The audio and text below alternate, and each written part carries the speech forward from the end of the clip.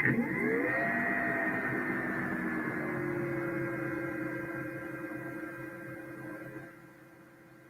there, everybody. It's Comic Book Creation Live. It is Mundo Monday.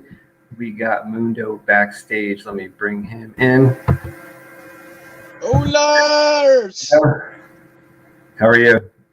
Good. How about you? Doing good. I had some technical issues, which is why I'm a little late, but I think I got most of them worked out. It's Mundo Monday. Let's get started making Albatross Junction. In here, we pour whiskey.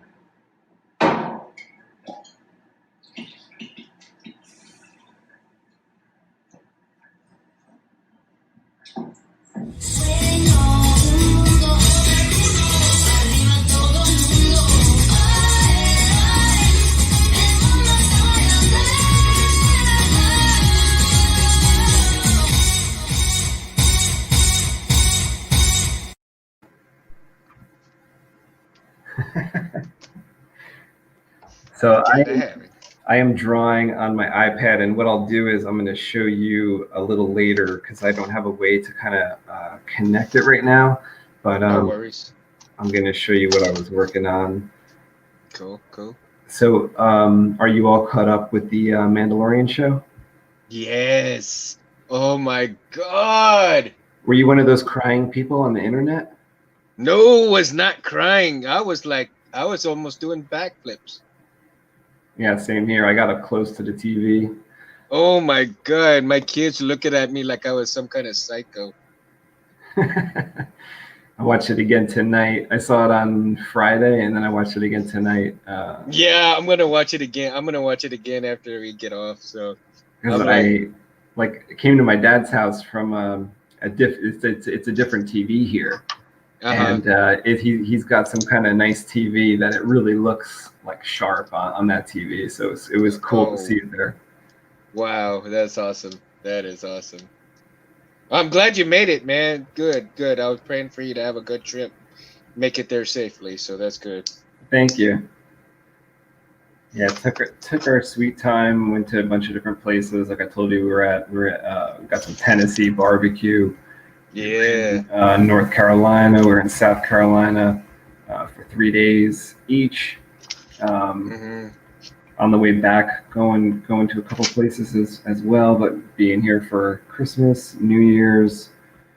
Going to see my sisters on the other coast of Florida on Christmas Eve. And going to bake some cookies and do stuff like that. That's cool. Yeah, my kids and my wife, they made some Buckeyes, sweets, and they went to a friend's house and baked all of this stuff, man, like sugar galore type stuff. I'm all crying because I'm all like, I gotta have at least one. And like, no, and I'm all like, yes. So I had one. They're good, man. They're really good. They're kind of like dark chocolate with the peanut butter center. Oh, okay.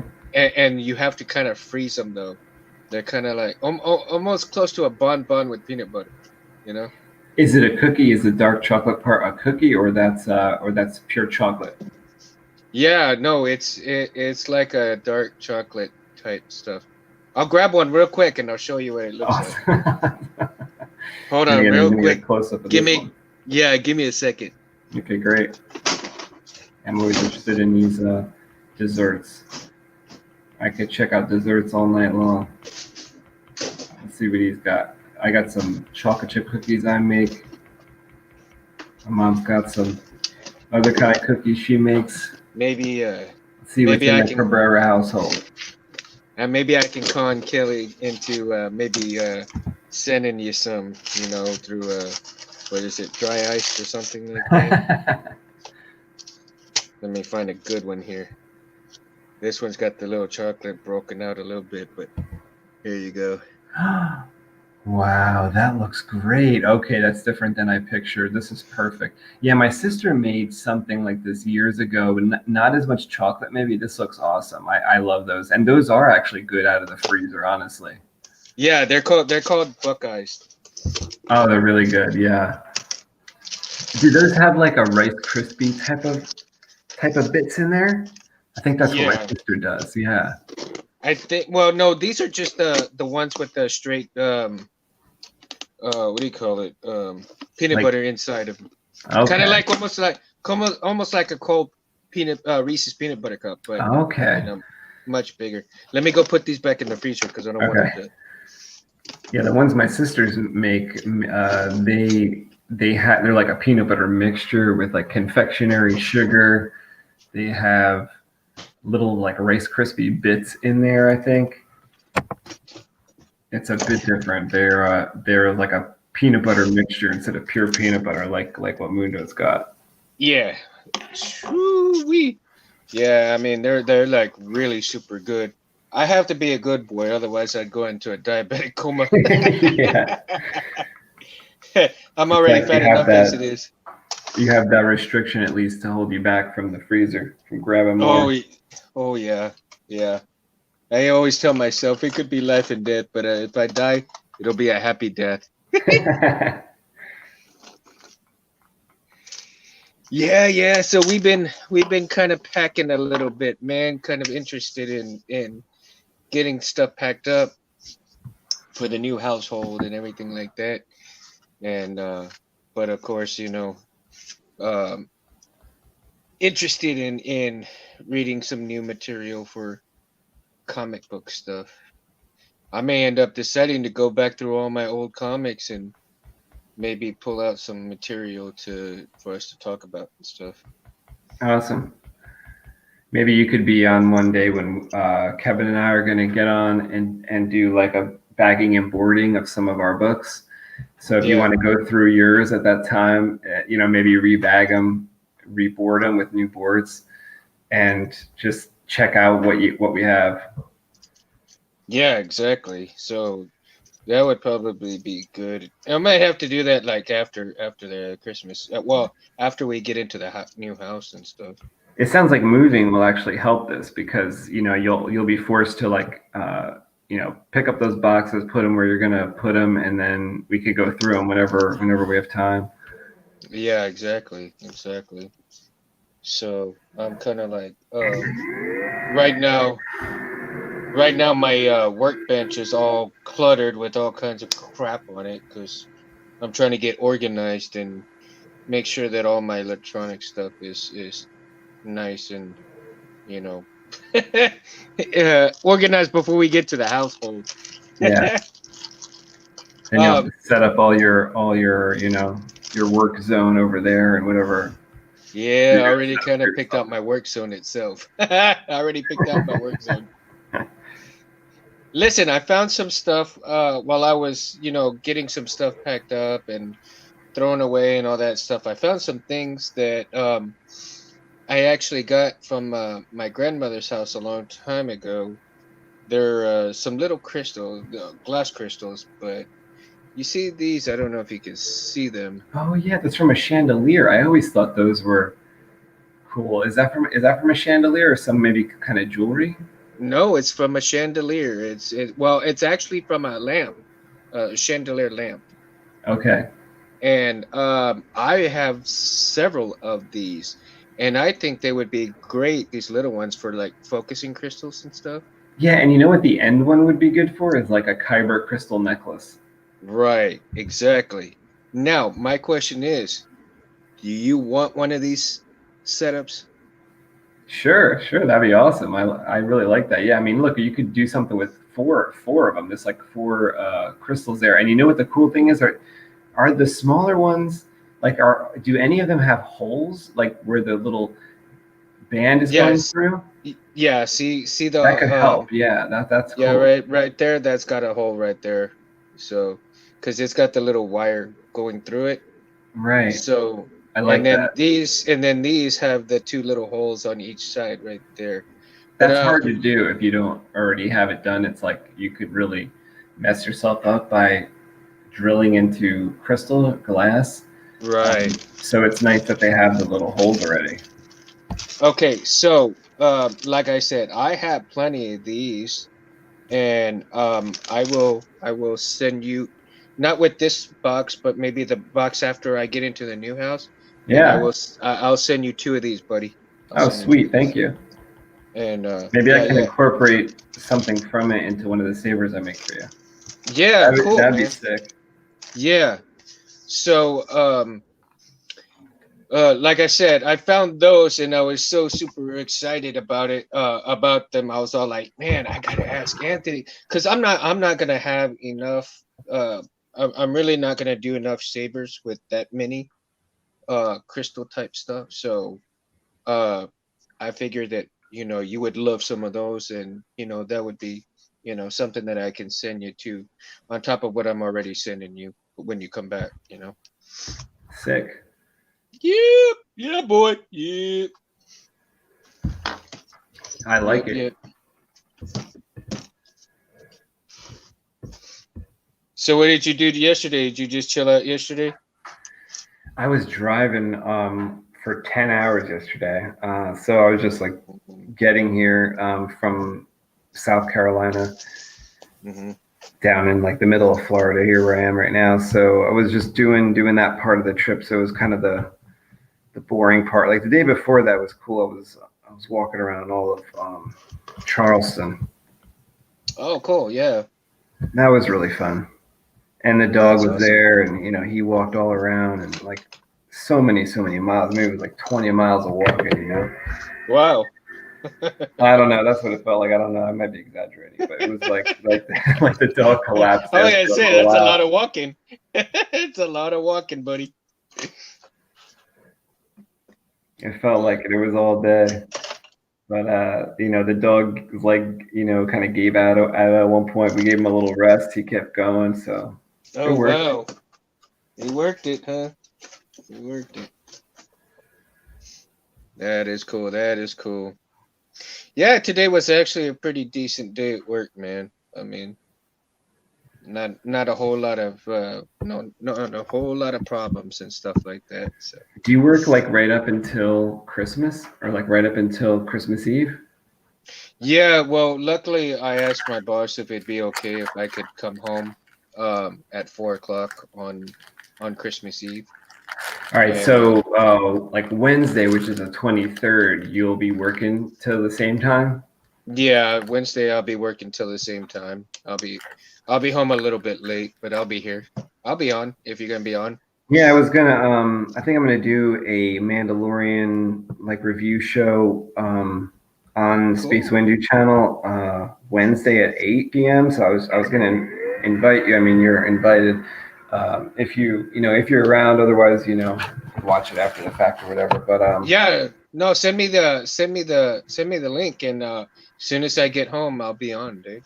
yeah, because it'll be like right before our comic book creation show on Wednesday, the normal show. So I'll do that, and then I'll jump on to the 10 o'clock Mm-hmm. here on Comic Book Creation Live, and we'll do more Albatross Junction then. But I figure we'll talk to Gabe, maybe Harris will come on and talk about that last season, the season 2.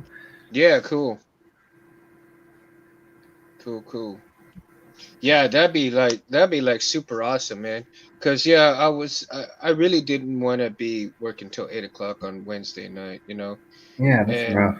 I mean, cause I mean, it's Christmas Eve. I can't do that to my kids.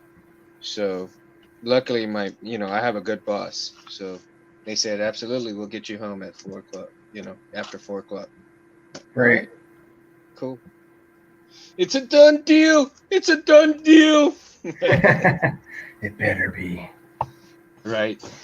It's I like it! there you go. See? There you go. Oh, boy. It better be good, or else Mundo gets angry. We don't like him when he's angry.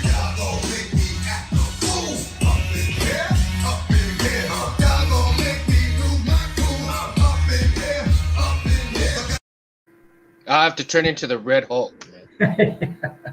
Unstoppable, take over a planet. That's right. Planet Hulk. Planet Hulk. That was actually a good animated movie. You know, I liked it too. Yeah, I watched that. it was really well done. You know, the storyline, everything was pretty much on point, man. And you know, you see a different side of Hulk that you really don't get to see too much of. I like the fact that some of those Marvel cartoons they display what they're going to do in future movies a lot of the time. Uh And huh. we talked about it before. Like sometimes you could like pick up the Doctor Strange one like a couple months before the Doctor Strange movie come out, and you'll see like what they a couple things of what they plan to do, you know, or like sometimes sometimes the plot of it. Like there's some Iron Man cartoons, there's the Avengers cartoons, and then there's like different or animated movies, and there's different ones that you could watch that like kind of foreshadow like a movie that they're gonna have. Right, right, absolutely. And then that's just what makes it more interesting too, because you kind of know what to expect, but then you really don't know what to expect. Because it could be a crapshoot. It could be like pretty freaking awesome, you know. So you absolutely don't know what's in store. I mean, even though you have some kind of idea, it depends on how well they do the storyline. That's what it's good for. Some of those like secondary characters that I don't know a lot about, like when like a Doctor Strange movie's coming out, it's like I know a bit about Doctor Strange, but then you could always find some of those animated movies that they usually put out a year before the movie or a certain time before the movie and learn a bit more about who that character is, because like Marvel basically started with all the characters that were kind of like B characters. Mm-hmm. I felt like they had Iron Man was the first um, Marvel Cinematic Universe movie, Mm-hmm. and that Thor came, and different characters that when I was growing up I was into X-Men and what I consider like the A classic characters like Spider-Man, Yeah, me too.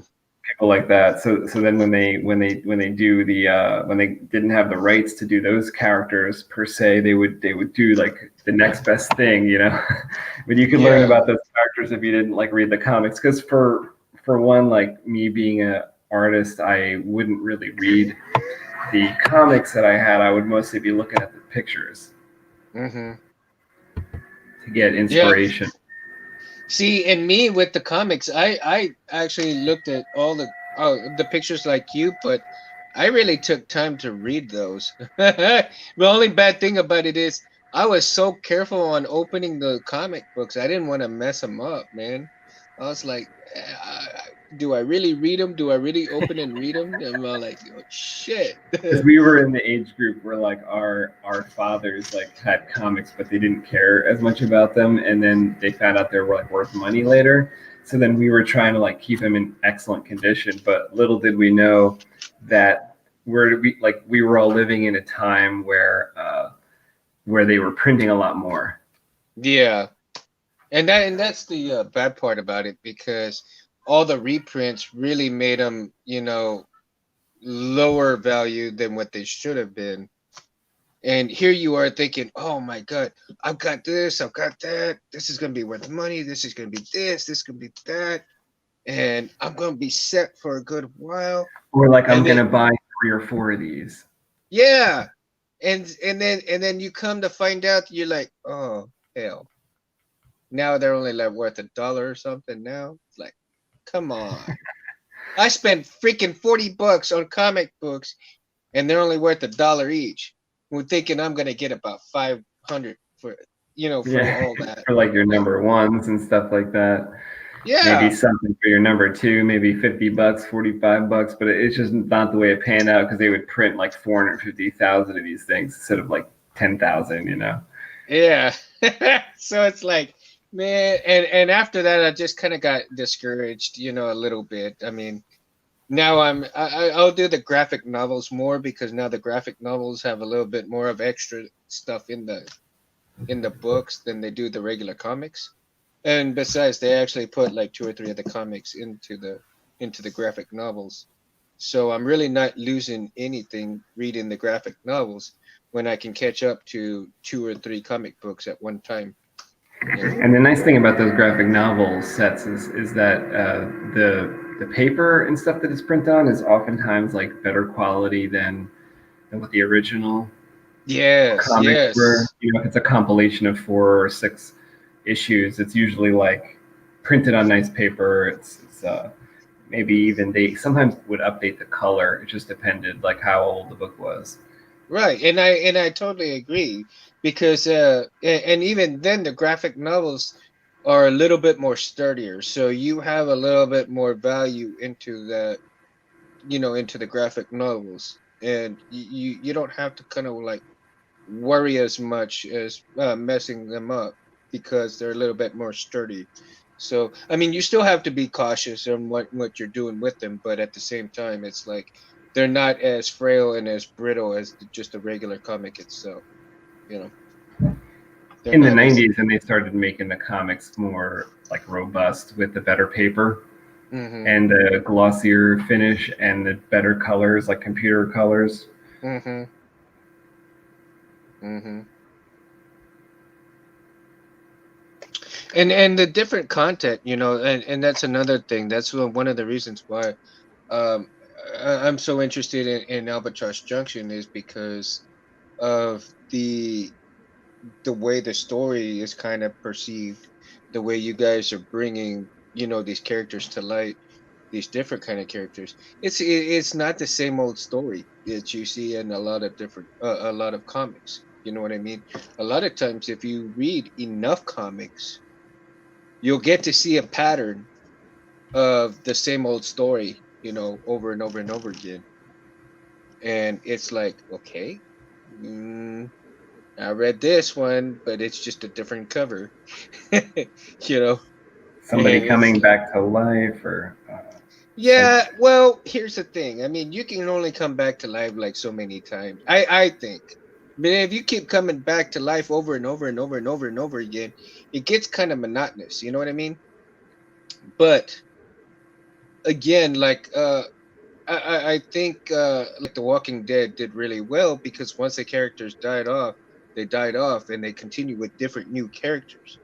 You see, mhm. and so with the creation of new characters, it keeps the story fresh at some point in time. It's not. It may come back around full circle to one of the same stories, but it's never the same story.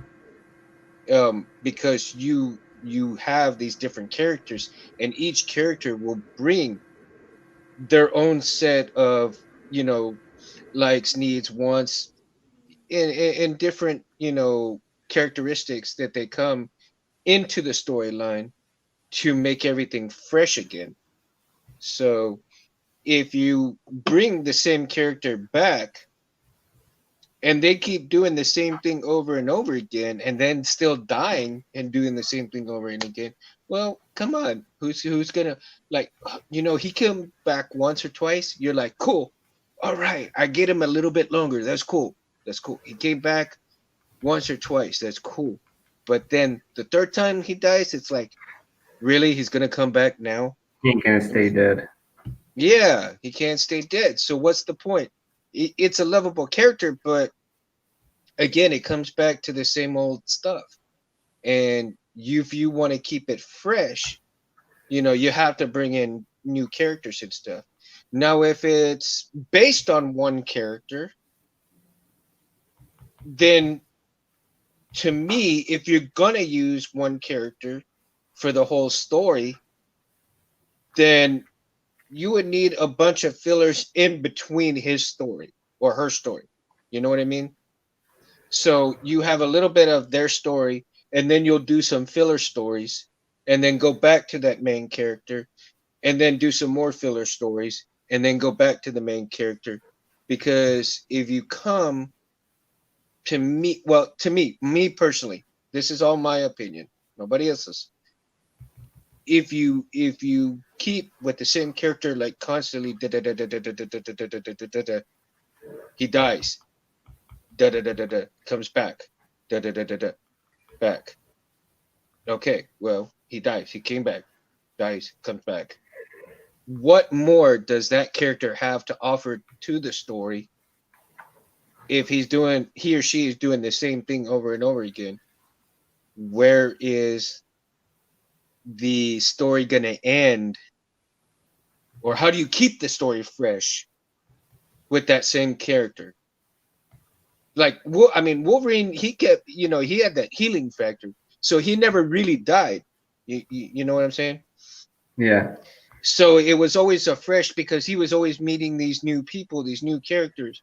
He had some of the same enemies, but there was always different characters that came around. Same way with the X-Men. They always met these different characters that came in later and they fought the different characters. So that's how they kept the, the X-Men and Wolverine and Spider-Man all fresh, because you have all these different fillers that came in but came back to that character.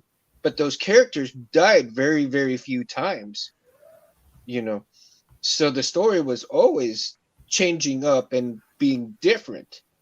But if you have the same character doing the same thing over and over again, and it gets monotonous, that character really doesn't lead you anywhere for anything.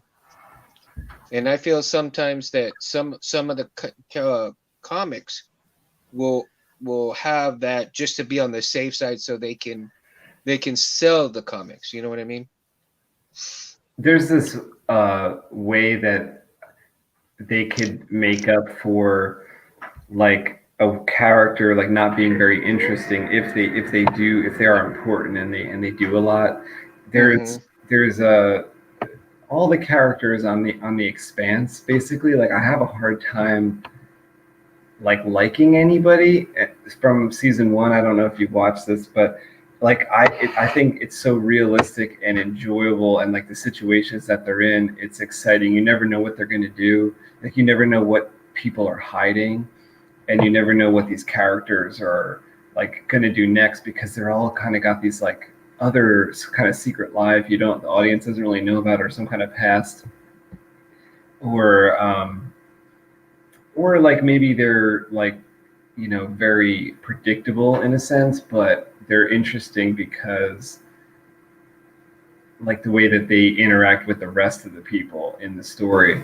So like I do have a hard time finding certain of those characters like likable, like following, like who's my favorite. I'm trying to think and I don't really know. But the fact that they're unpredictable, you don't really know what's going to happen, I think you don't know what kind of aliens they're going to run into. You don't know their reaction. You don't know if they're going to get attacked next, or like the secret that they're holding, like where that'll take them. Yeah, and again, that goes back to keeping it fresh because of the unpredictability of it. And it's not monotonous. Exactly. See, you're hitting it right on the nail. I mean, because it's not monotonous. It's keeping it fresh. It's unpredictable, and that's what makes it so interesting. And it's just like the Mandalorian. I mean, ooh boy, that last episode. Ooh, Because it's like everyone in the audience knows that like Luke is in no danger, but it's like the way that they did the final scene that made it interesting. Like the other people's reaction to that in the story. So like you see, not only is the audience freaking out because of what they're seeing, but because it's kind of proof, like in those like in a kidnapping situation, you want like proof of life. Yeah. For Luke Skywalker, like we wanted proof of Jedihood for like the past 40 years. Like we wanted to see like what does a true like master do? How do they behave? And we saw a little bit of that in Return of the Jedi, but Yoda did tell him like he's like, oh, I'm a Jedi now, and Yoda's like, no, not yet. Now you got to go face Darth Vader. Yeah. So we didn't see that till the very last scene, and after that, we didn't get the full power of like what he could do, and we did see that. Yeah, and I really, really love the fact that he pulled a Vader move, with dude, I was all like, yeah, like father, like son, bitch.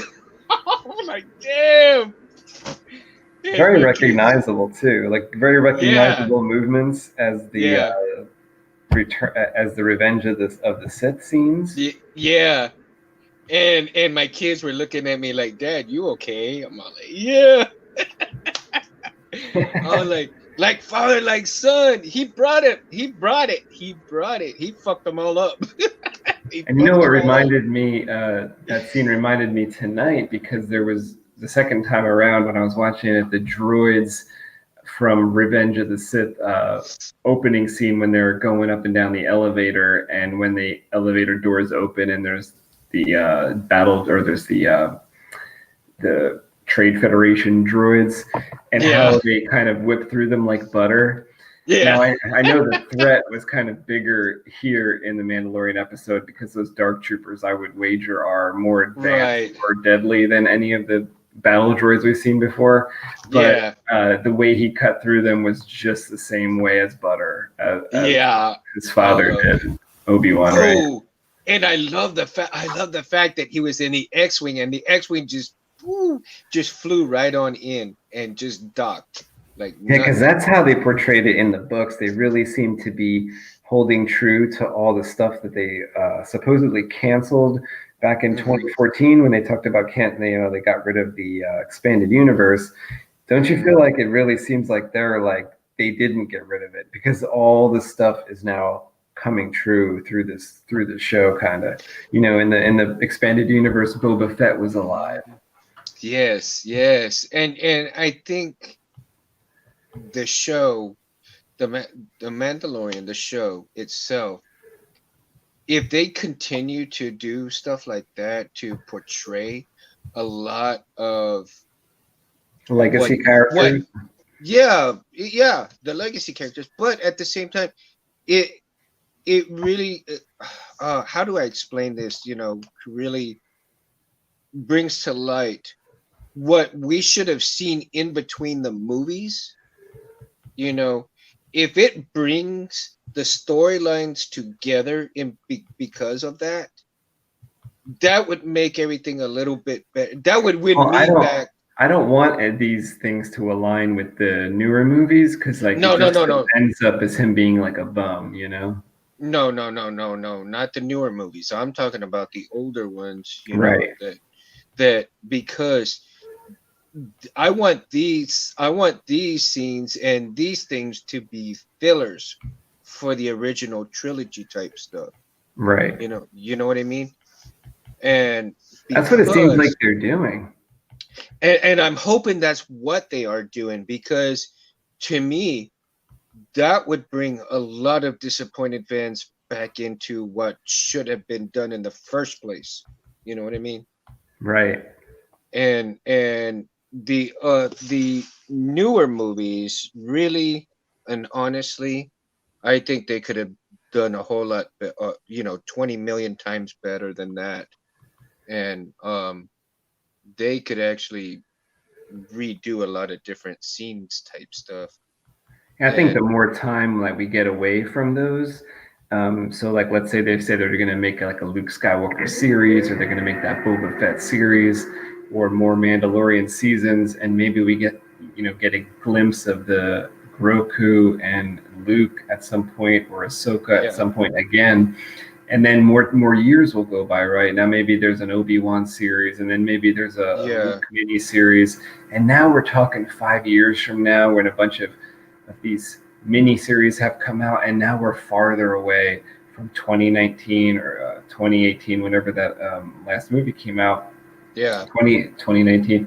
So we'll be farther away from that, and I think through their actions, through these little tiptoes into the legacy world, they will finally take some steps, and then eventually we'll be running so fast in the legacy direction that people will have mostly forgotten about where those or what are they called, sequel trilogy movies led to or I depicted. think I think those could be considered like a what if, Right. like a what if scenario. I would like to see that. Those I wouldn't mind as a what if scenario. You know what I mean? I Can we love tell? the Marvel what if. So that always made sense to me too. I've always thought about that, Mundo, like having them just be a what if. Like this is like what if Luke was a bum. Yeah, yeah. I mean, this they could actually go back and say, look, he gave up. This is what I mean. What if this What if he happened? gave up? Like this is the trash that we would have got. Yeah, yeah, yeah.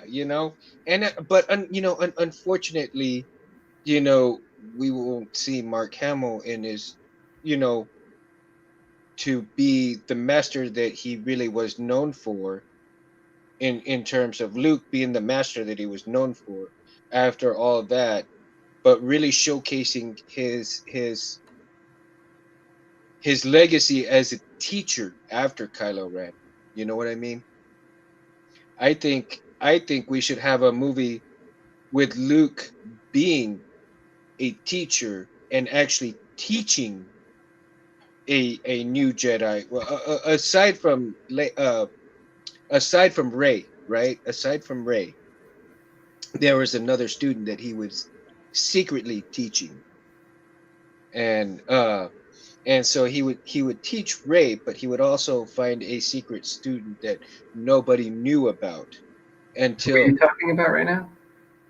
Kylo? a no, no, no, no, Luke. Luke, before he died or anything like that, after he was teaching Rey, right?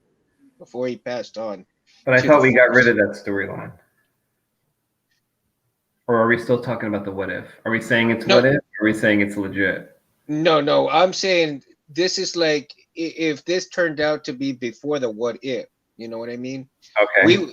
We would see Luke in his glory as a teacher after failing Kylo Ren Oh, and okay, and teaching Rey.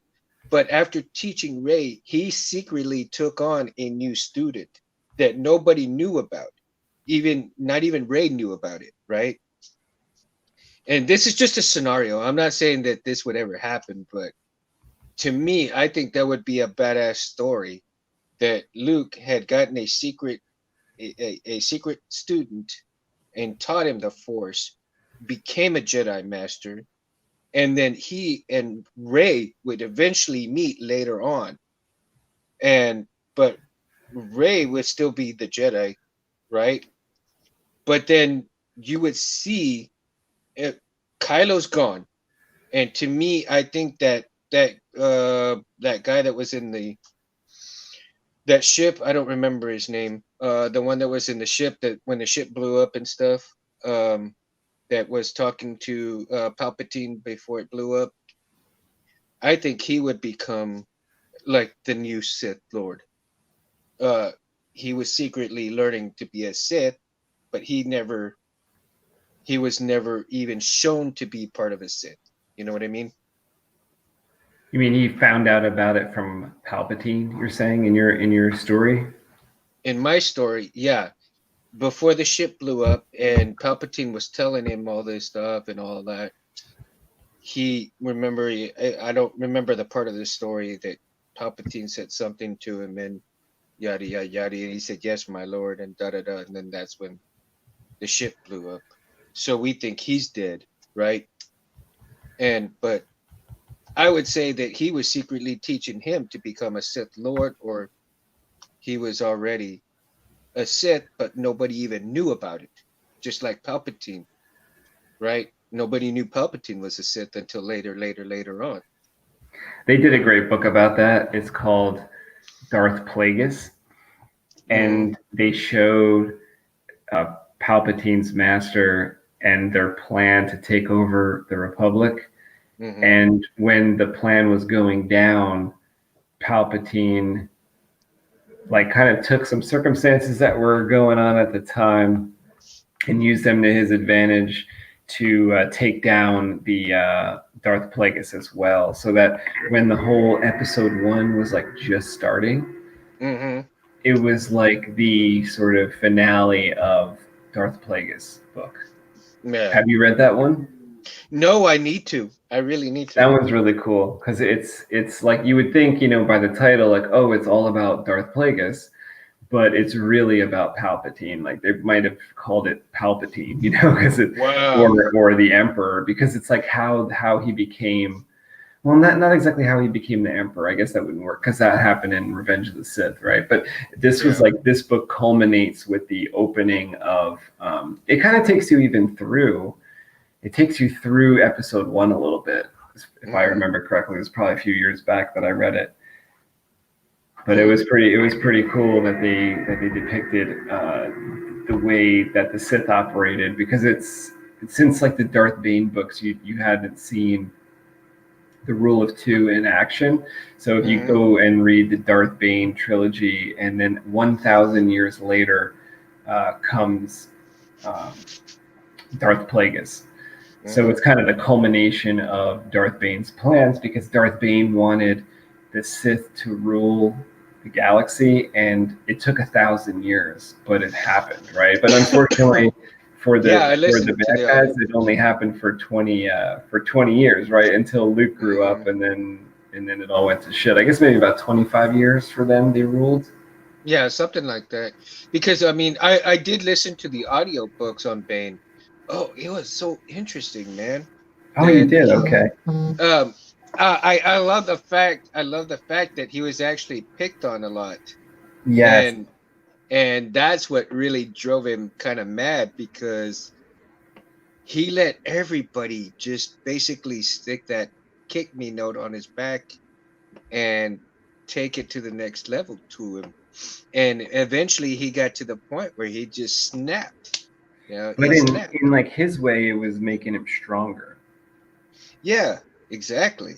Like he was like, I need to go through this pain because it'll make him like a more powerful Sith. That's kind of why he left those orbalisks on for so long. I think like it was also giving him that benefit, and he was looking for a solution, but I think Yeah, he because also they, like allowed it to be there. right, and because they gave him so much power, and he was just like, it was actually kind of like the symbiote, with Yes. Spider-Man. And I It think like gives. especially after the fight with the four Jedi, that like the orbalisks basically allowed him and Xana to win that. Hmm. Yeah, exactly. And I mean, it got really interesting how he allowed them to attach themselves to him when he felt that rush of power come through, and then the amplification of his anger towards all the people that he wanted to fuck up, basically. But he did it in such a way. I mean, he was devious, man. He was really devious about it. He just like, okay, I got you. I he got your was he number. was smart too. Like Yeah. it was very impressive to see like that strong character hiding. Like he was Yeah. willing to hide, and like for a long time, like he was okay with that. Yeah. But and again, it's like he's like, I got your number. Just wait. Just wait. I'll just wait. I'll get you. Just wait.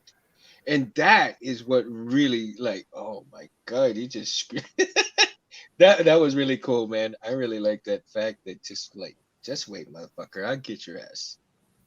Yeah. And then he did. He did. He tore everybody to shit after that. He was surprised how long his apprentice like let him operate. Remember, he was kind of getting a little upset. He's like, "When are you going to do something?" He's like, Yeah. "Do you realize like you got to do something here?"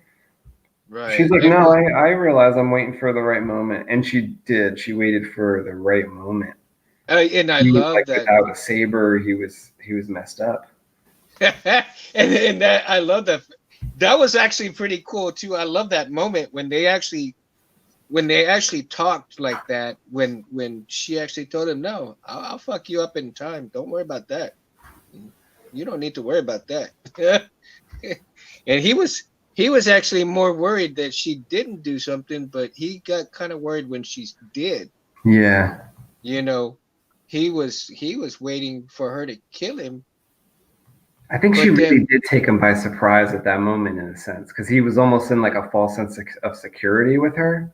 Yes. and she was performing a rescue.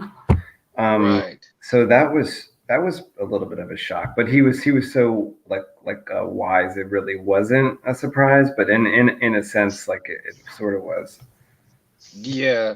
I mean, it did throw him for a loop, and that was the really cool turning point that that she got it. She got the teaching. I think she already had her apprentice by that point, didn't she? She had like the Yeah, she did. like it was an Ahsoka type of alien, wasn't it? Yeah, I think so. I believe you're correct. Um, I don't think she was a Twi'lek. Um, No, she was like she had that squarish head, like the there was a Jedi who died in Order 66 in the Jedi Starfighter, uh, Plo Koon, right? And not quite that, but like I think more like Ahsoka, and I forget the name of it. I remember when I read the book, I looked it up, and I was like, oh, that's what she looks like. She wasn't a human; she was some kind of alien. I think what was her name, yeah. Darth Oh my God. Phaeton or something. She was pretty cool. I had a drawing going of her at one point a few years back. I want to pick that back up. Bring me the iPad, please. Um. So yeah. Oh, I'll be. Oh, I will be off of work tomorrow. My daughter is turning. My middle one, the sports girl. She is turning 15 tomorrow. Oh, happy So birthday! yeah, I'll let her know, man. I'll let her know. Her name's Isabella. She's Happy out with birthday, Isabella. she's with a friend right now, and so we're waiting for her to get home. And uh, so tomorrow we're gonna take her out to eat, and she's got a basketball game in the morning, and then we're gonna do whatever she wants to do during the day. You know. Thank you, babe. And what do you call it? It'll be her day. That's awesome. It'll be her day. Good for you. Yeah, it'll be fun, man. I took off from work to be with her and stuff and the family. So, and then we're gonna go out to a seafood place for her. You like seafood, don't you? I used to like it a lot more. Like I do like it. I used to like it a lot more when I was like in my 20s. I would go out like every night and get like seafood, salmon, and different things. I loved it. And then I think I got lazier as I got older. Oh yeah. With my diet, it just became simpler, like burgers and stuff. Any oysters? You like oysters? No, my mom likes that type of like raw bar stuff. Um, Uh-huh. I'm not that into. I guess I'm more into cooked. Yeah, I like fried oysters, but I like the raw oysters too with some lemon and was it cocktail sauce, man? Oh my God, my one of my clients' fathers brought some today. Hold on. You're included in the next round of the vaccine. Once the first round goes, because of your type 2 diabetes, you're going to need to get a vaccination. Okay. I guess you heard that, huh? Get vaccinated, Mundo. What are you waiting for? You're a frontline worker. My God, I was gonna wait for a while. You're a frontline hooker. Yeah, I'm a frontline hooker, man. They Yeah. get it first. They're out in the cold. I get poked a lot. I get poked a lot. So it's funny. I was wondering. I was wondering today if that works like the antibodies, like only for 5 or 6 months, or is that going to work for longer? I don't know. That's well, that's one of the reasons why I wanted to wait for it, because Like to see what kind of issues people have, right? Or like well, how it works. well, that's one of the things I'm afraid of. That's why I didn't want to get it too early because of issues that may come on down the road. You know what I mean? Totally. Like, Like they don't know what's going to happen yet, as far as 5 years down the line, because there's no time to test for that. So like if something happens to people's like liver like 5 years down the line, be an issue. Yeah, exactly. My point. Exactly my point. So I I guess don't know. it's good in that sense that there's like different ones. Like maybe, I mean, still there's not going to be that many different ones, but yeah, it's a little scary that, you know, some people's work is going to like require them to get this, and it's like, wait a second, I don't know. It just seems a little, uh, you know, maybe be a little more cautious or something. I don't know. Yeah. Yeah. That's why I was wanting to wait so that I could see what's going to happen with all these front people, the first set of people that get these, because what kind of issues they might be dealing with, and whether it's really worth getting it. Because I don't even get my flu shot, man. Because every time I get this, every time I get the stupid flu shot, I get the flu. It's like, what the hell? Yeah. I'm trying to get the flu shot so I don't get the flu, but I end up getting the flu when I get the shot. So what the hell? I might as well not even get the damn shot anymore. Yeah, well, I've been pretty successful in not getting the flu ever since I stopped getting the flu shot. Same here. I've been pretty good at avoiding that too. Just want to say hi. Come and say hi. Just tell them Merry Christmas. Me and my sister. The wifey's here. Says What's going on, Kelly? Good to see you. Hi. How are you? He said, good to see you. Good. Unfortunately, I just wanted to tell everyone that from our family that we want to wish y'all a Merry Christmas and a safe and happy New Year. If we don't get to hear from y'all before thanks so much. Christmas and the New Year. Merry Christmas to you as well. Happy New Year. Thank I you. told him about the Buckeyes that y'all made. Oh yeah. They look good too. He showed it to us. They I look said, good. we need to send them to him. Oh yeah. My best friend makes them, so I kind of cheated off of her. And my sister makes like something like it, although Mundo says the filling is pure peanut butter on yours. My sister, I think she puts like rice, Rice Krispies and sugar and some different stuff in the mixture. But I love those. I love those things. Like peanut butter and chocolate, aren't they the best combo? Yes. It has the Buckeyes. I saw a recipe like that. There are peanut butter balls. I think the ones are with Rice Krispies, and Yes, you dip yes. the whole thing in chocolate. Right. That's what she calls them, peanut butter balls. Yeah. Yeah, and they're really good. They are, yeah. And you could freeze them, like you guys had them cold, like it works any which way, fresh or frozen or anything. Oh yeah, They're good out the freezer. Yep.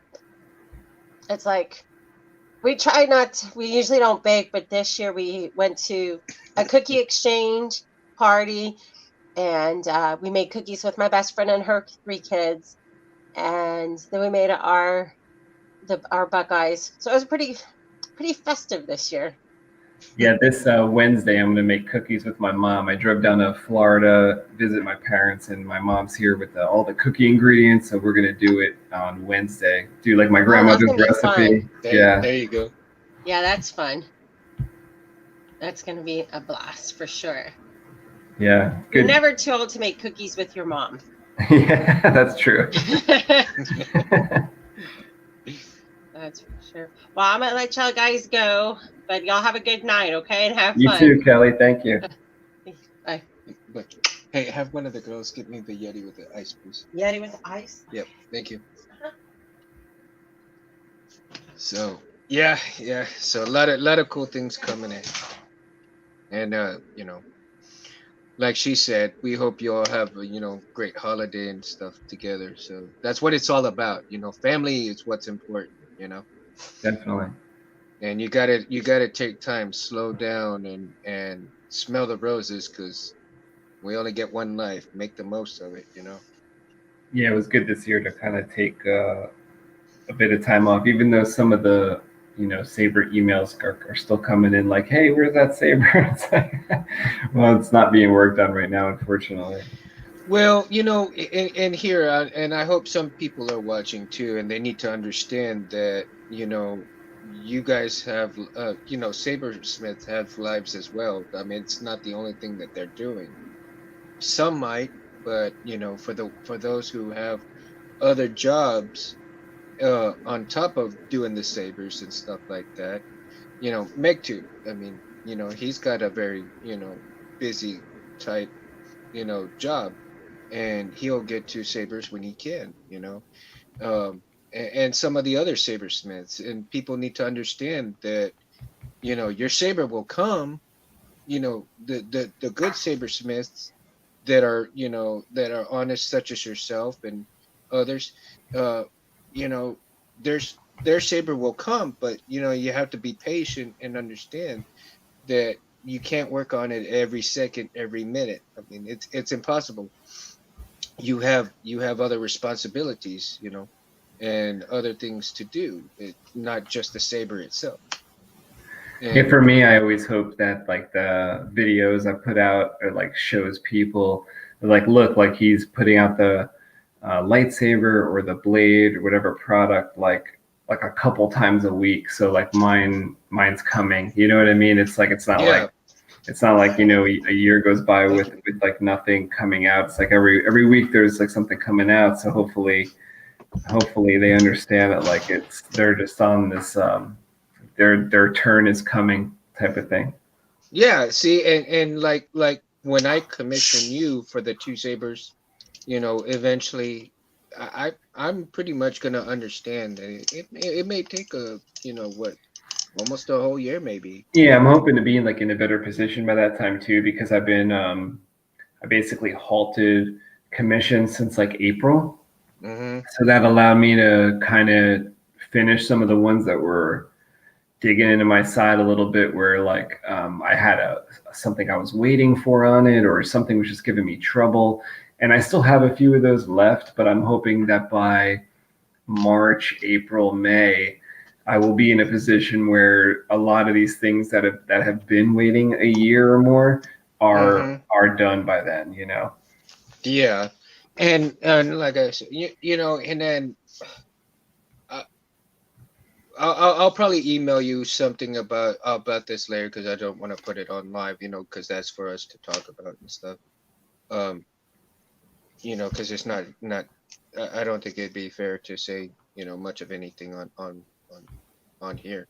Uh, we have a private conversation about, what we what we'll talk about my sabers and stuff.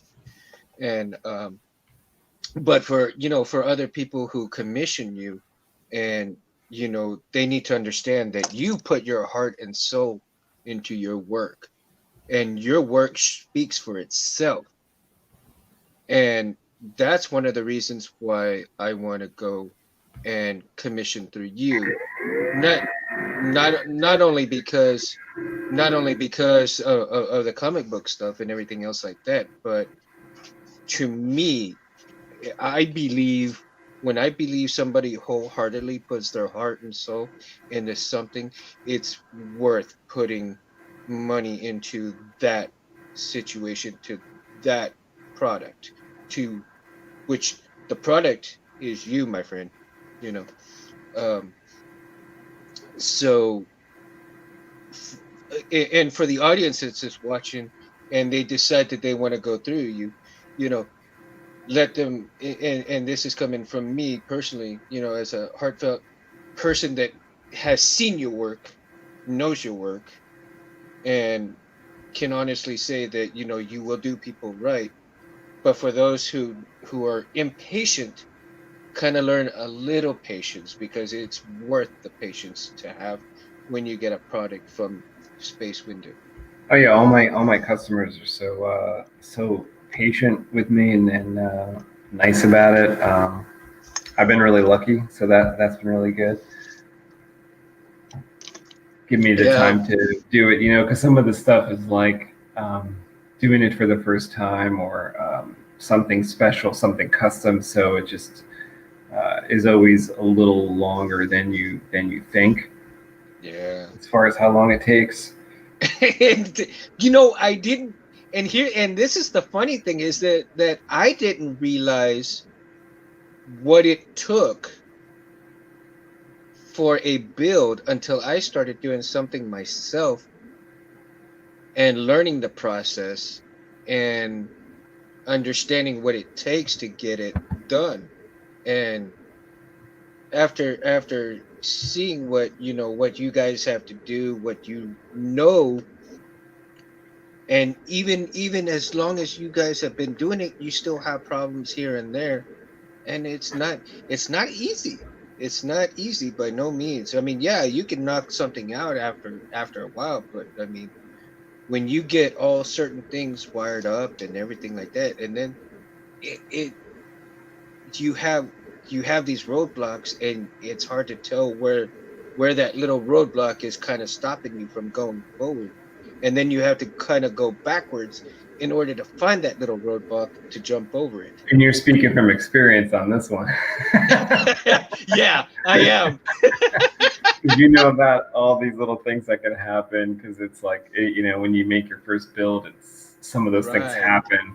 And then, Right. you think like, oh, after like 6 or 7 of these won't happen anymore, but new ones happen, different ones happen. Yeah, exactly. But see, my problem is that I started to try to run before I walked, and that was my problem. And I think I try to do this like the same thing. I was kind of forced to because like things came to me broken or something. So just like you had to like fight your way through. Didn't you Yeah. make a big like a breakthrough the other day? You said it was going to work now. I did, and for some, well, I did, and for some reason, it kind of like stopped on me. It Oh, it I got it. Okay, it sounded great. Again, it went back to, remember that first problem that I had with the prism, which was the everything worked good except for the lights. right. I'm having the same problem, with this one. And so my thing is, I think I'm just kind of wiring something that's not jiving, Oh, and and I have a feeling it could just be the way my wiring is in terms of maybe the soldering or something like that. So I may have to do a little bit better of the soldering job, and it'll probably do better, so I'll probably like re-clean up the board, and like I said, I got that little mini hand screw um uh drill, and so I went and redid all the little holes that needed to be re-soldered and stuff like that, because I couldn't get the solder out with the iron. So it took about a couple of hours to do that, but it was worth it because not having to worry about frying the board, and because my problem is that if I leave that iron on too long, I could mess up the board, and I really didn't want to do that. And so doing that, it works perfect. And so you ever get a chance to get one, they're only like $8. Shoot, maybe I should order one and just send it to you, you're so awesome. dude. I think that's what I'll do. I'll order another one. Send me Yeah. the link. Like, I got Jedi Arms Dealer always comes across something that he likes, and then he sends me the link. And you know what? I trust him so much now that I don't even like investigate what the link is to. I just like buy a few of whatever and it comes in Yeah. handy. Like he knows little devices and tricks and things. Like he'll send me a little link. He's gonna buy this tape or buy and it comes in handy. I'm like, oh, thankfully I bought that. Or like we'll be on the phone. He's like, yeah, remember the thing I was telling you about? I was like, dude, every link you send, I buy it, so I definitely have it here at the house. Like some little chip, I don't That's even know what cool. it does. Yeah, but it like some of the stuff he sends me, it's like 90 cents on eBay. So I'll buy like 5 of them. I don't even know what they do, but it's like a little chip. And then a couple months later, he's like, that little chip, you need it for the battery or something. Like, okay, I got it, because it was like 53 cents. So I bought 10 of them, Yeah, and so I think it's only like $7 or $8, and I bought it off of Amazon, I think. That's awesome. And I mean, dude, it's really worth it because you get that soldier that's in that little hole, and you keep trying to put the iron on it to clear it out, but you just can't clear it out. Then you try to get your soldier wick, try to get it in there so that you can, drain it out of that hole, and you still can't get it. So you're leaving that iron on there just a little bit too Be in low. danger of like hurting other components. Yeah. So with this little hand drill, man, you can just kind of drill out the soldier and not worry about damaging anything, you know. That's cool. And yeah, and it'll make a perfect another little hole, so you can put your wire back through and resolder that wire. Easy, no problems. TK Boomer Fun TK is Boomer, here. William, what up, thanks for being TK? here. There was like a whole bucket book that had value to them, to even graded their price. Yeah, you remember the Wizard book? That was a great resource. And then they had that came out like every month, and in the back of Wizard, there was like a magazine. In the back of the Wizard, they showed you like the current price guide, so you could see like what like Todd McFarlane, Spider-Man, whatever, like number 280, like how much that was this month, that was a good, and it always changed. It was really, really cool. I liked it too. Pages even smelled sweeter, I thought. Plus, no, I like the way comic book pages smell. Believe me, I do. Yeah. I do. Like I would, I got pretty happy when they changed his, certain type of paper that I thought had like a really good smell to it. The new paper smell. It's like a new car. It's like a new car smell. Wolverine's age. Like I think when I read the Marvel book, which described the characters and their ages and stuff like that, this is back in like 1987. They said Wolverine was 186 or something like that at that time. But I think they changed that a little bit when they made the movies. Maybe there's a different universe for the movies, but they were saying that I think he was a little older than that, maybe, because maybe I loved that. What did you think about the Old Man Logan series? I liked it. Oh, I liked it too. They had great covers. Yeah, they did, right? I'm thinking of the Death of Wolverine a miniseries, had these like chromium type covers to them, so the adamantium looked crazy. No, the one you're talking about, Old Man Logan, I have some issues, and the covers that I have, I do like. There was one that was like black, red, and white, which looks really cool. Yeah, I think that one was the best. I think out of all of them. I'll show you those when we do our like bagging and boarding. Ooh. Primal Gamer is here. What's going on, buddy? What's up?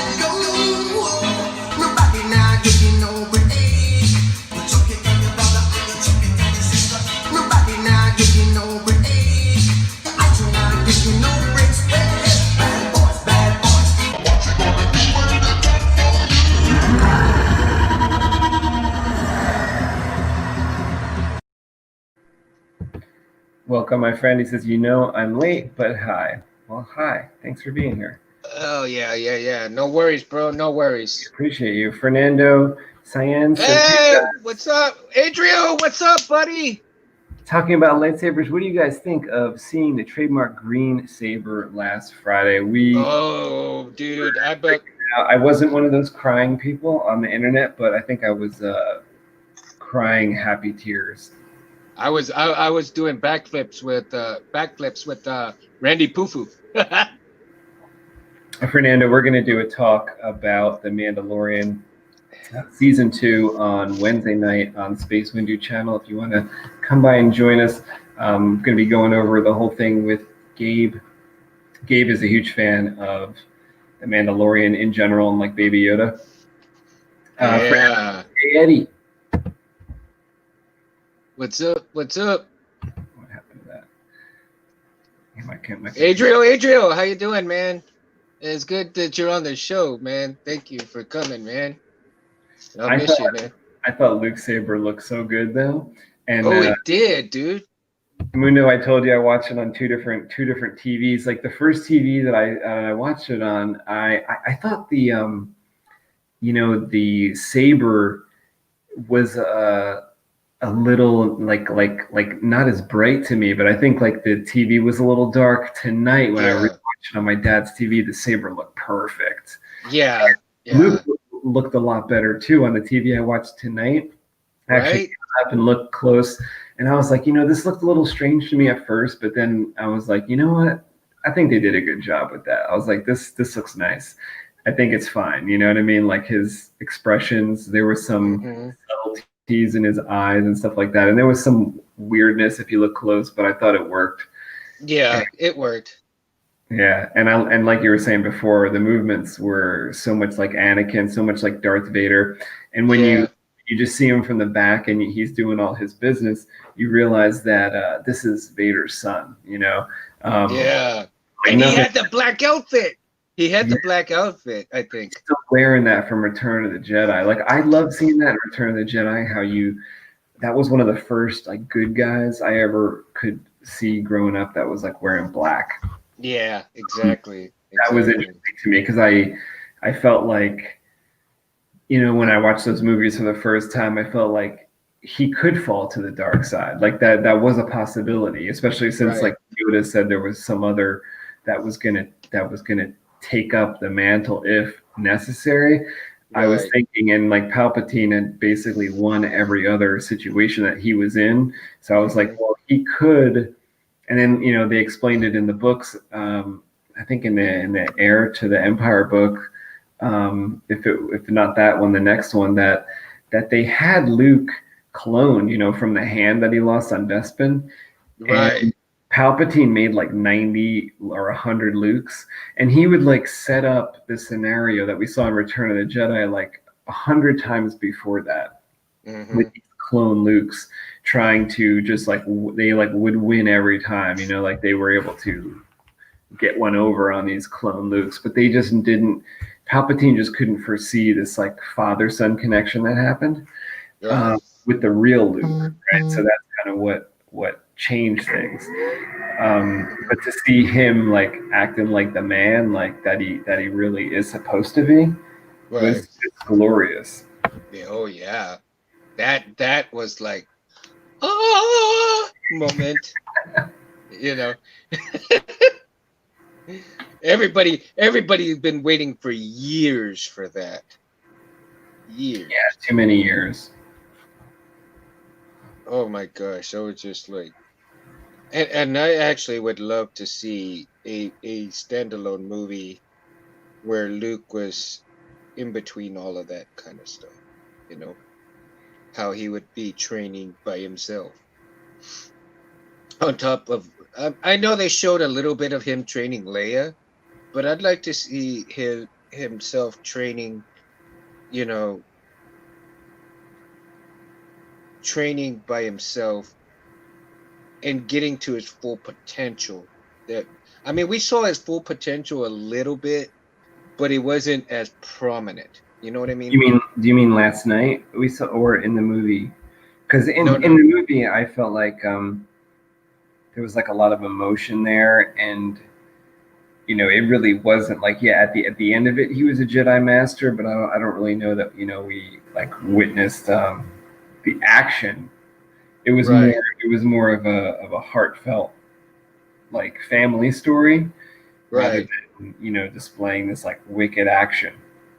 Well, I wanted to see the story on he got to be how he got to be the master that he was before Kylo Ren, you know, where I want to see the time between he finally gets to be the Jedi and the time that he starts training Kylo. At In least from the books and everything, he was always like so busy. I always mhm, attribute it to like the if you ever watched 24 with Jack Bauer, uh-huh, you'll know that the 24 show took place in 24 hours in a day, and the scenes took place. They would maybe it started at 12 o'clock midnight, and then it would end at 12 o'clock midnight the next day, where this guy would basically be, a prisoner at one point. He breaks out. He is, kidnapped. He saves the president, and he does all this stuff that's in fine. like one day. Come here.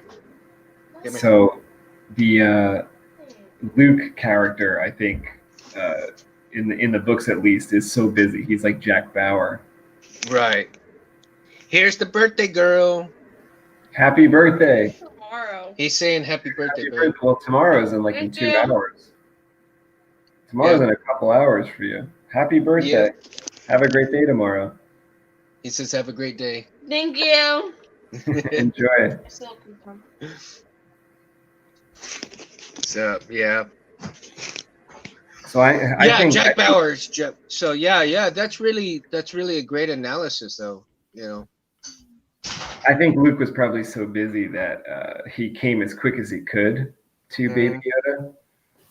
That's kind of what I'm imagining. He was busy doing something else, and he got there as quick as he could. But it's like it's harsh running the galaxy.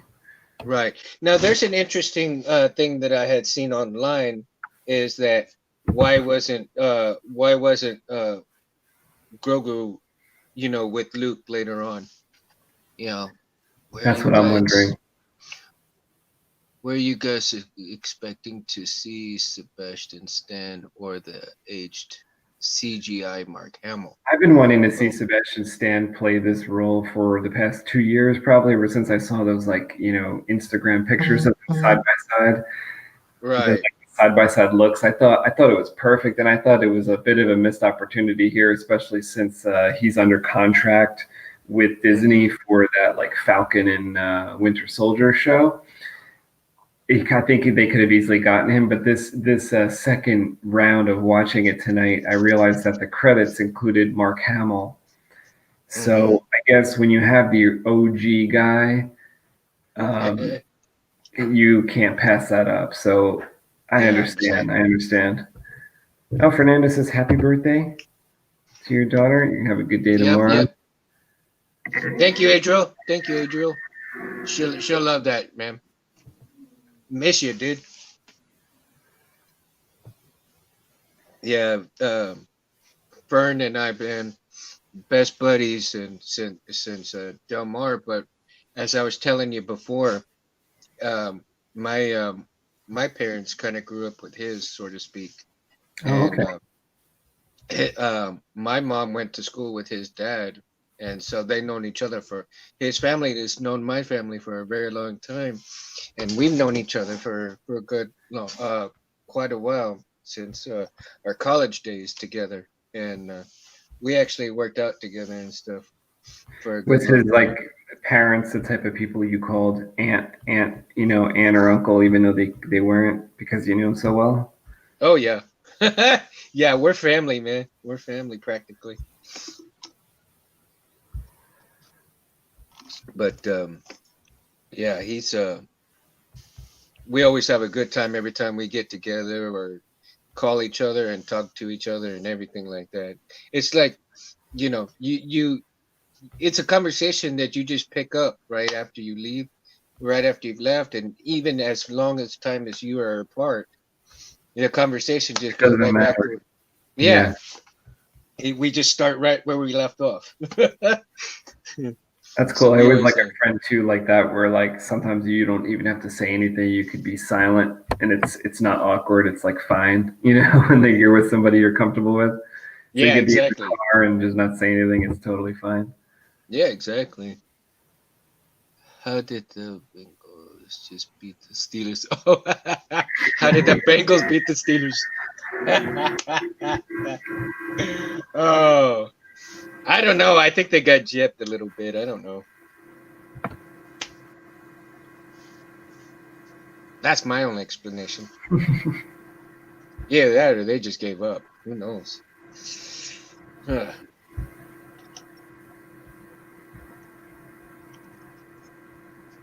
I am drawing the Dybbuk creature with the mother of our twins in our comic on top of it, riding it. So I'm going to show you that in a minute. I got Oh, that's gonna be sweet. Oh, you gotta I turn. got it partially done. Yeah, it's not totally there yet, but I think you'll see it. So a couple minutes here. I'm gonna pop it up on Hey, so when people are gonna purchase their the books and the comics and stuff, when they go on the Indiegogo, right?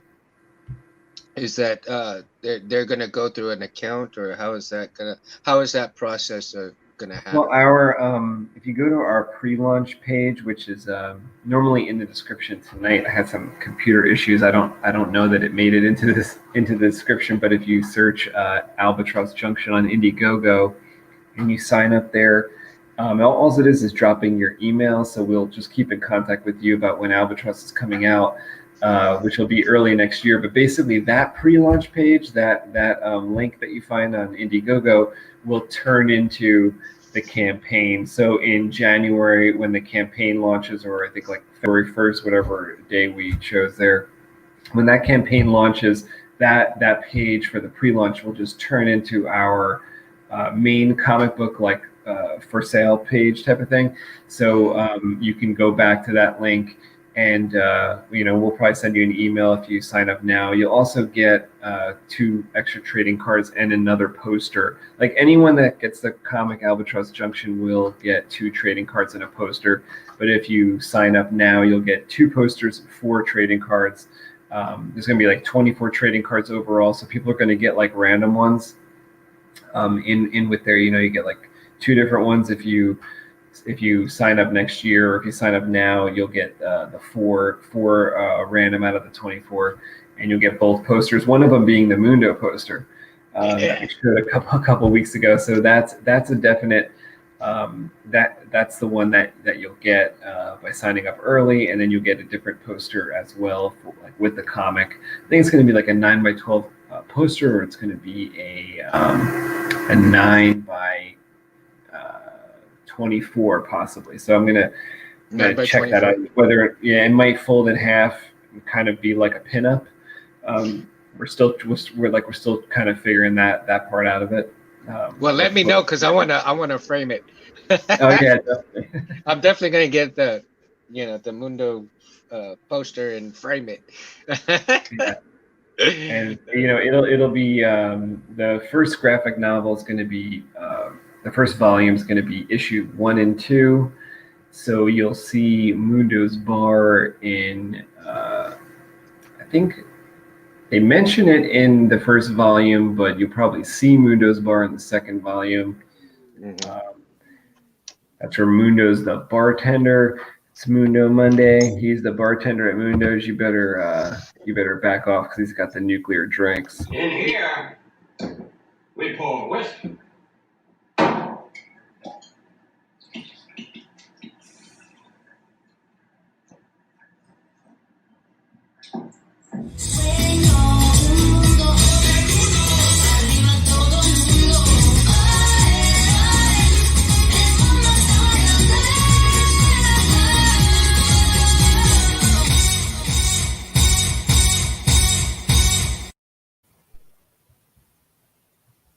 Hell yeah.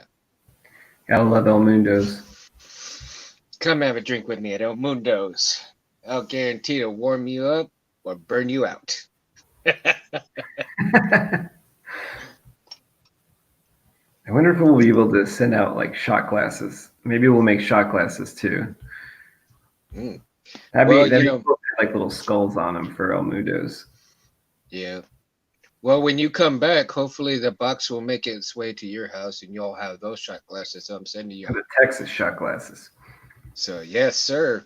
I got one for you. Make it a double. I got one for all of you. Yeah, I even got one for Matt too, man. So I'm just waiting. Yeah, I'm waiting to see if Matt will send me an address or someplace where I can send it to him. Yeah. But I got all of y'all's already packed up, man. I just need to put your address on it and get it shipped up, but I've already got them all set up in here. You are all ready for Christmas. Yes, sir. I need to get a white beard going and call me the Mexican Santa Claus. Órale, ho, ho, ho.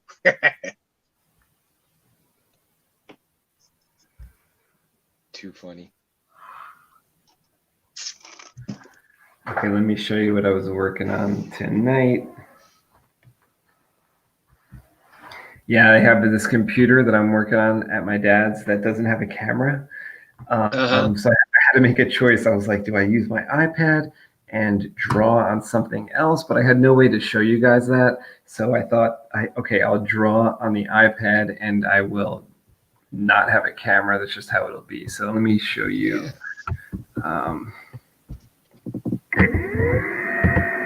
I got the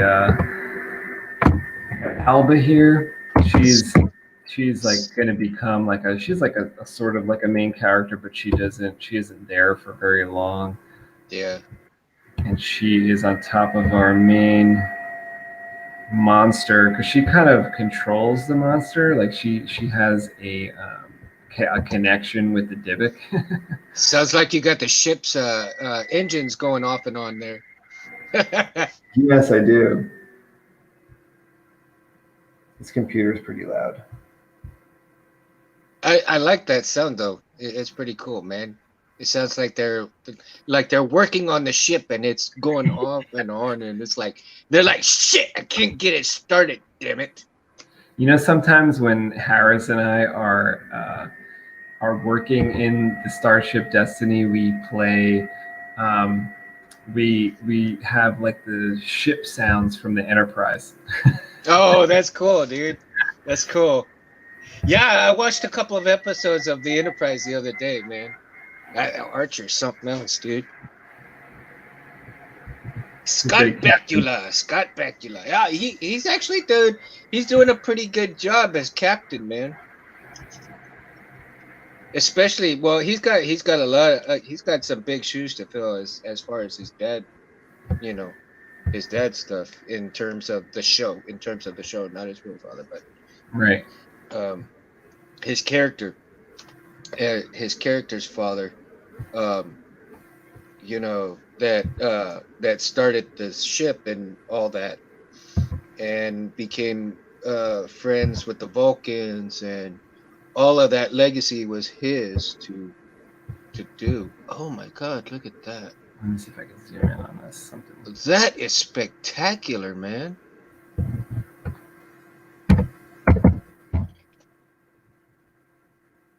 Oh, that is so cool. Oh, dude. I'm fumbling here with this thing. Hold on one second. Kind of looks like the chupacabra right there. Yeah. That's another thing that Fern and I, Adriel and I, man, we have a little ongoing. Here's the thing with the chupacabra, dude. Back in college at Del Mar over here in Corpus, community college, right? But it's like one of the best in the nation. He and I went to. Well, we actually started the Chupacabra Club over there. Really? And, yeah. I'll have to send you the little news clipping from the college that we got, and I kid you not, man. We had over 30 people in our group, in our little club. We practically took over the mess hall. We had like two huge, long ass tables filled with people talking about the chupacabra and fantasy and science fiction. We talked about everything, man. We got together almost 3 or 4 times a week in the hall, and anybody who wanted to could just speak on anything. I mean, it didn't matter who it was. We brought people in. So if you wanted to shoot the shit about, you know, Star Trek, or you wanted to shoot the shit about, you know, the Abominable Snowman, you know, come on in. You're automatically in the club, right? We had over 30 people in our group, man, and it was a lot of fun. I mean, a lot of fun, much like what we're doing here, you know, online and stuff, you know, and you know, just shooting the shit and about science fiction, comics, and everything like that. And we got the attention of the school newspaper, and they actually put us in the school newspaper. I'll find that little news clipping article and I'll send it to you, man. Yeah. It's got me in. I always keep that stuff for myself too. I always have like, I think I showed you guys before some like clippings in the newspaper from when I was a kid and stuff. Yeah. So it was like it was cool, man. You know. How was Kevin holding up, man? I haven't talked to him. I invited him on tonight, but I said I would understand, if Yeah, come on. it's definitely understandable, and I texted him last night too, and um, I gave a pretty good, heartfelt talk to him and stuff. Oh, awesome. Yeah, thank you. Kevin's my Yeah. partner in this book, Albatross Junction. His father just passed away, and he's not with us tonight. But maybe on what's today, Monday, maybe Wednesday, he will come on. He's usually coloring some pages from Albatross Junction on the show, and artwork like this, or some of the stuff in the comic. Um, he's usually coloring on the iPad. He's actually just gotten started with issue number 2, because a lot of the stuff we've been working on is issue number 1, and he's penciling issue number 2. So I have a page from him that I'll be penciling once I can figure out a setup. Like maybe on Wednesday have a different setup, or when I get to my sister's, I could figure something out to actually ink and show you guys like on actual paper. This is more. This is something I was doing on the iPad tonight. Mm-hmm.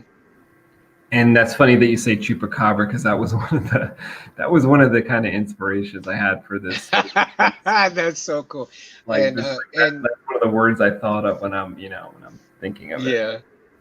So Kev, if you're listening, man, again, a very sincere, heartfelt condolences, prayers from our family to yours. You know, I totally understand where you're hurting from, man. So, we'll see you when we see you, brother. We'll see you when we see you. And with this amazing, going back to this amazing creation that you have created, oh, the Dybbuk. Where is? Oh my God, R2 is hiding from me. He has a There screen he is. pad. Yes, he hasn't screamed. So he's excited. He's excited for the Dybbuk. What? Are you serious? Uh-oh. Say there he is. Oh, now he's whistling at my wife. Stop that. No. Bad R2. Bad R2. Hey, stop hitting on my wife, R2. R2's been spit out of similar creatures. Yes, I know. Yep. He was lucky he didn't taste so good. Yeah. I was really disappointed when they changed that line from the original. What did they say? In the original show of the, what is it? Was it Empire Strikes Back, when he was in the swamp and Luke, he got eaten by the little swamp creature, or the swamp creature, and then the swamp creature spits him out, and Luke says, "You're lucky you don't taste so good." Yeah. And then they cut it out, and I think the redo of that scene was just like, "You're luck," something like, "You need to be more careful," and that was it. Oh, I never noticed that one, but I always watch the original one. Like it's not at like HD or anything, but I always watch the original DVD that I have. So I rarely plug in the updated versions from 1997. I almost never watch those ones. Okay, so there's some homework for you right there. Check it out. That little. I could usually pick out all the changes from some of the scenes, from like A New Hope. I'm so familiar with the original from watching it so much that when I do watch the special edition, I'm like, oh, this is actually the same. when people might think that this has changed, but no. And then there's other parts where it's like, oh, this is the additional part, or this is where they overlaid other droids or other creatures. Now, do you think that on some of the things that they changed were for the better, or a lot of things that they changed were for the worse? A lot of things they changed were for the worse. They didn't add anything really. Like the only things that I felt like were good additions were the approach to Cloud City was more dynamic, and the special edition showed more of Cloud City. That was nice. And some more Cloud City stuff. For instance, when like Han and Leia were walking around the city, and when Leia is being chased at the end, there was some like windows put in that made it look like the orange sky, where that wasn't present in the original. There wasn't like windows to the outside as much of Cloud City. So I did like those additions, but everything in A New Hope was uncalled for, really. Like, you know, the whole like addition of Jabba. That took away from Return of the Jedi, I thought. Yeah, I think so too. I mean, really and honestly, here's the thing. The conversation between Han and Jabba before they got into it with, before the troopers came in, to me, that kind of took away from anything, because now I think it would have made it better if Jabba actually went and told the troopers, like, hey, you need to go get this guy. You know what I mean? I think that would have made it a little bit better, because he would have been double crossing Han at the point after talking to him. Like, Han pissed him off so much that he's like, okay, now I'm gonna let the troopers deal with him. To me, I think that would have kind of better offset than just a stupid little conversation like, oh yeah, you screwed me over and da da da. I'll put a bounty on your head, da da da da. Like, it really just doesn't seem like Jabba would have like gone there personally at that point. It didn't make sense, It's like it made him look even weaker. It made him look weak. It made him look weak. It really did. Because like a real gangster would not like let him go like that. No, I think he would have. To me, I think if he was talking to him, he would have tried to kill Han right then and there. Definitely, and he had the people there with him that he could have. Yeah. He could have tried killing him right then and there. And then the troopers came in and broke it all up. To me, that would have been like more spectacular right there. And then I actually hate the dialogue. I think I told you this before, between Palpatine and Vader, between the Emperor and Vader. They actually changed the dialogue in Empire to make it seem like Darth Vader is stupid. Like in the original, they're talking, and it's like they both know everything, the same information, which is like Luke is the son of Darth Vader. That's established before we come into that scene, and then the scene occurs as if they're having a conversation, like we're overhearing their conversation. Whereas in the new version, they make Darth Vader seem stupid, and they say he has to be told that Luke is his son. So it's pretty dumb. I agree with that. Primal says you should, for lightweights at El Mundo's, have hot chocolate for them. I actually just had hot chocolate the other night. It was really good. Hot chocolate, really? That actually seems almost too tame. In a bar? Oh my God, Primal! Seriously? Maybe it's spicy. Damn! It's got you really want to shut me down, don't you, man? Oh my God, I get shot. Or maybe he wants you to serve like underage. No, I get shot for that. Underage? What underage person goes into a bar? Well, don't answer that. Never mind. Well, maybe they go into El Mundo's. That was me. That was me back then. Like maybe El Mundo's is the only place in town, period. So like it's a bar, but like it's also got some food, some other stuff that like everyone has to go. That's possible. Maybe. I don't know. We'll see. Maybe Maybe the hot Mundos chocolate. can make an exception for certain customers. Yeah, I'll have to spike it with plutonium. I'm gonna hook up my phone real quick to the charger because my Actually, battery's. Mundo, we're gonna wrap it up. So Okay. I'm gonna get out of here and All right. we'll roll out of here and go to IndieGogo. Sign up there for our pre-launch Albatross Junction. I will add the link to the description when I can. Also, there's a 60-second trailer. You should check it out. It's on our channel, Comic Book Creation Live, and also Comic Book Creation is our backup channel. So Comic Book Creation Live has all our live shows, and Comic Book Creation has all our shorter videos. If you would subscribe to both of those, and that way you can see some Albatross Junction videos that aren't like these live shows that are more like focused videos about the world of Albatross or different characters and stuff like that. Mundo, do you got anything to say before we roll out? Yeah, for sure. And if anybody subscribes to those channels, hit the like button. Come on, guys. If you like what we're doing, if you like to be included in some of this stuff, and maybe who knows, one of these days you can be a character like me in the comic book.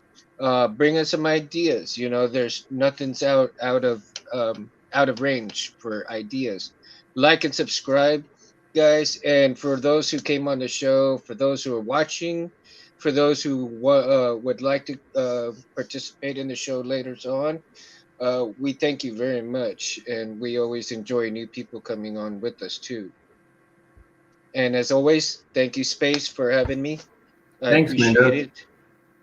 Thanks everybody that checked us out tonight. Like Mundo says, like the video. Come back on Wednesday night for Comic Book Creation Live. Our regularly scheduled Wednesday show is on New Comic Book Day at 10 p.m. Eastern Time, and we'll be doing that this Wednesday. And also, if you are around before that, you can check out Space Window channel. We are going to talk about Mandalorian for a little while before Comic Book Creation Live starts at 10. So go over to Space Window channel at about 8 o'clock, and we'll be doing a live show about The Mandalorian Season 2. So if you enjoyed that, come and chat with us about it, and we can talk all about everything that happened this season and speculate on what might happen next time. So yeah, I think that's all we got for today. I hope you like this this image here. This is our main monster. This is our main monster, the Divic, who shreds people in the first issue. So check out Albatross Junction on IndieGogo, and there'll be trading cards and posters of the Divic, I'm sure. They fall to pieces for him, I tell you.